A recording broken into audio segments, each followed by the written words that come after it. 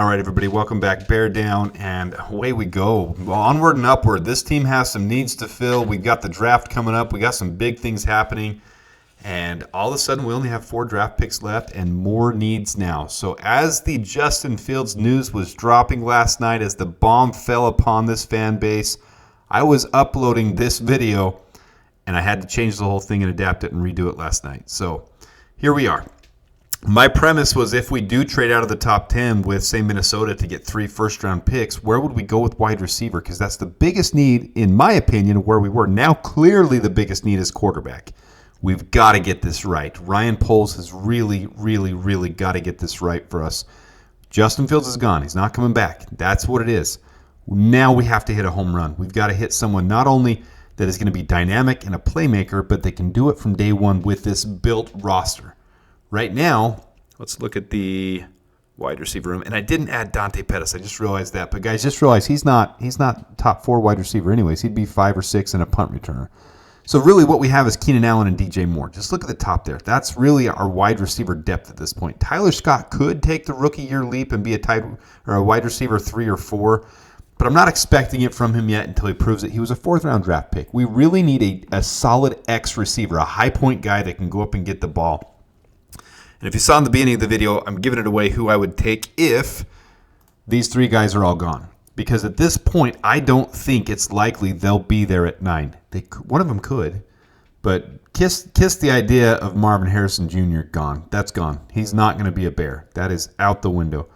Malik Neighbors, probably not. Rome Odunze, probably not. Really, these guys should go in the top. The Chargers are definitely taking one. Cardinals will definitely take one. The Giants need to take one.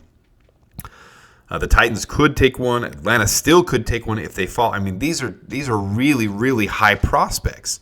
But the guy I want to go over today is Brian Thomas Jr. because he really is a special talent. In any other draft class, he would be a top 10 pick for wide receiver.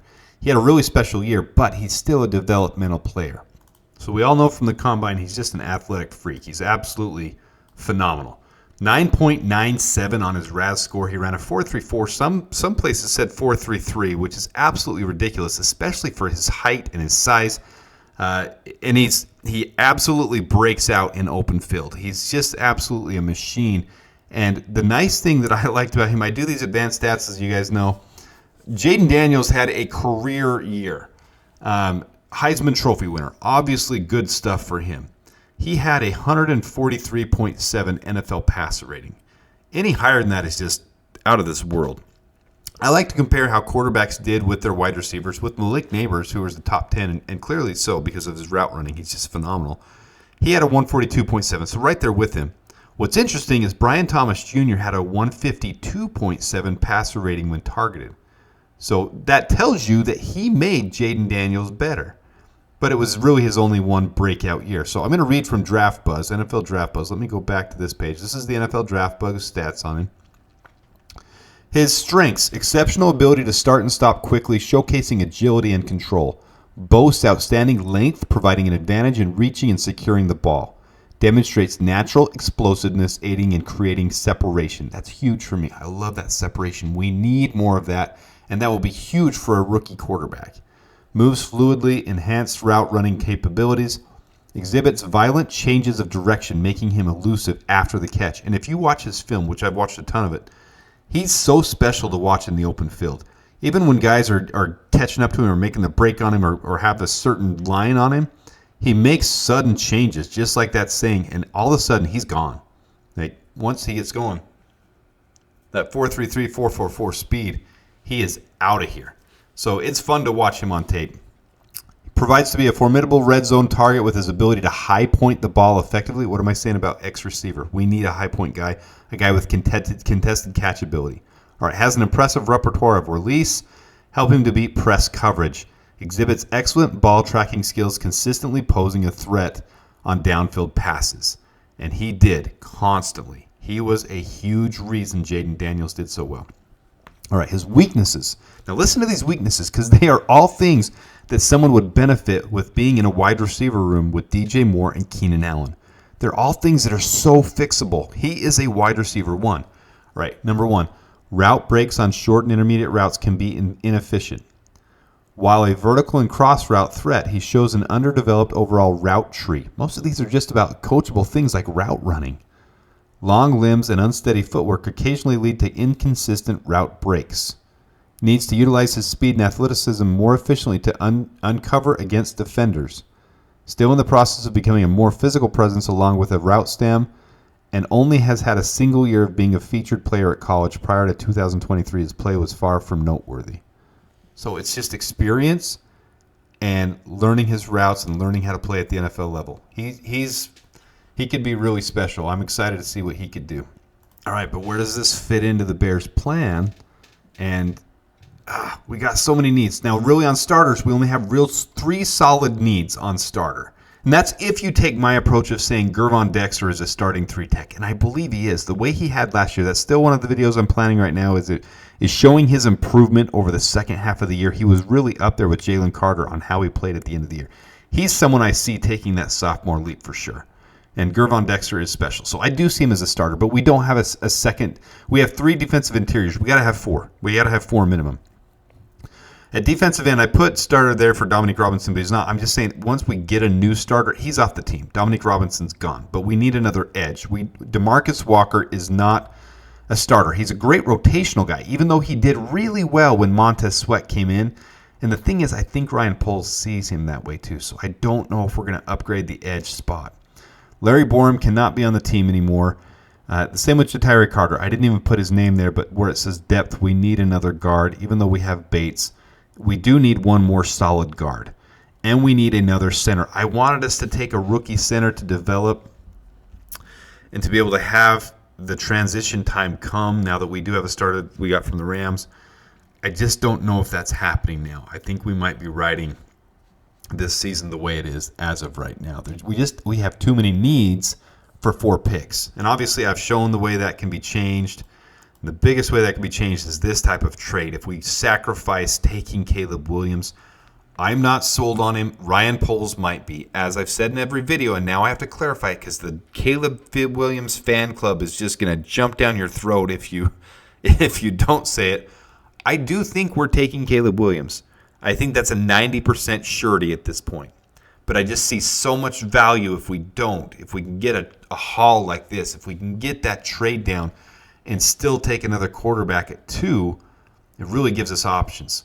But either way, we have needs to fill. So here's our updated needs chart. We don't have a tight end 3. That could be easily filled by Mercedes Lewis. Some of these guys are going to have to be filled by league minimum contracts because our salary cap is gone. So some league minimum players like Mercedes Lewis, who's a great blocker and still wants to play. He says he's still got the gas in the tank. That might be our wide receiver 3, and that might be the best option this year because we only have 4 picks. Now, albeit they are high-value picks at the top. We're not dealing with 5th, 6th rounders. I do see Ryan Poles trading down somewhere. Most likely that's at 9 at this point. But if Rome Odunze or Brian Thomas are there at 9, I want to take either one of those guys. And if you look on different threads, the Colts fans, man, if he's there at 15, they're dying for him right now. That's exactly who they want to take, and for good reason. Brian Thomas is an absolute star in the making. So there's still options after those top 3 guys. So here's the metrics on Brian Thomas. That's what this video was about because I really like him, and I think the Bears have a shot to take him at 9 or later. He's just an option for us so you guys can see it. 6'4", he ended up being 6'3" at the combine, so ignore that. This is the stuff I put together a while ago. 210, I think he ended up being 208. His 40 time was 4.34. Some reports show 4.33. Drop rate of 7.7, so acceptable, not elite, but not bad. I'd like it to be below 5. That's where your elite guys are. Contested catches, though, 58.3. That is stellar, and I love it. Passer rating when targeted, 152.7. His senior year, or his last year in college, 1,079 yards, 15 touchdowns, and his yak was 5.5 after each catch. Down below here, this is from PFF. This is how they analyze, and don't take this as being negative because this is actually all really positive. In fact, at the bottom, I made sure I got that in the screenshot. Brian Thomas Jr.'s percentile ranks as the most stable receiving stat since 2021. So he's high in every area. The biggest thing I wanted to show with this, though, is look on the right, that far right one where you see the blue dot. Separation percentage, he was in the 87th percent. I mean, he's right up there at the top of separating. He's got a route running ability at the college level that I think will translate to the NFL. And with him being 6'3", having that high point and contested catch rate, it's now who I'm targeting at 9 because I don't see Odunze there, and I would rather take him over Neighbors actually because we need an X receiver. So if he's there at 9, I really want to snag him. If not, we probably take an edge. We probably take Leatu or Verse, in my opinion. We have options. We'll go over all those things in other videos. But here's our needs. Here's the picks we have remaining.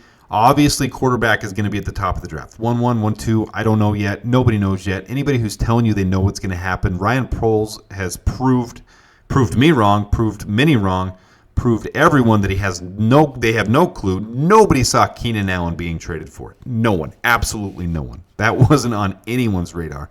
So anyone who tells you they know what's going to happen, nobody knows. We're all just here giving our opinion, giving our analysis, giving our speculation, and that's what this is. Happy to share it with you guys. Happy to get your feedback, and I love interacting with you guys. If you look in the comments, I do try to interact with you guys. Let me know your comments, though. Would you rather trade down from 1-1 to 1-2, or would you rather trade down from 1-9 to 112, 113, somewhere in that range, and still try to get a Brian Thomas Jr., or are you set on edge? Do you want an edge at number 9, knowing how deep this wide receiver class, and hoping someone's there in the 3rd round, hoping Brendan Rice lasts till 75? I'm telling you, he's probably not going to last till 75. Brendan Rice is probably going to go before then. A lot of people are high on him. So I would love to see if we do end up getting Caleb Williams at 1, getting Brendan Rice at 375. Because of their connection, it helps him adapt to the NFL a little bit easier, take some of that rookie stuff away. But I mean, really, we got to come away with this draft with a quarterback, a wide receiver, an edge. And Ryan Poles talked about how deep this offensive tackle class. He made that mention. So I see him doing that, but I also know that he has high praise for Braxton Jones as well. We are just running low on draft capital, and we're running low on salary cap. So now our hands are kind of tied, but he's made his decision firm. He's running with the quarterback. So my decision is I absolutely want to run 1-1 to 1-2. But Ryan Poles may be in love with Caleb Williams, and it might be exactly what he wants. And if that's the case, then, hey, guys, I will get behind Caleb Williams if that's the case. But this video is about Brian Thomas and the potential at number 9 because we do need an X receiver.